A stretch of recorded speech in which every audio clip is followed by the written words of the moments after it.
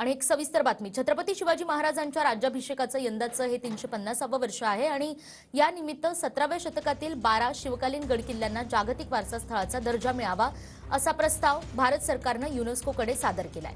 युनेस्कोच्या जागतिक वारसा यादीमध्ये 2024-25 साठी मराठा रणभूमीला मराठा मिलिटरी लँडस्केप्स या नावानं नामांकन देण्याचा हा प्रस्ताव केंद्रीय सांस्कृतिक मंत्रालयानं पाठवलाय आणि यामध्ये 17व्या शतकात बांधलेले किल्ले रायगड, राजगड, शिवनेरी, तोरणा, लोहगड, साल्हेर, खंडेळी, प्रतापगड, पन्हाळा, सिंधुदुर्ग, विजयदुर्ग आणि सुवर्णदुर्ग या किल्ल्यांचा समावेश आहे।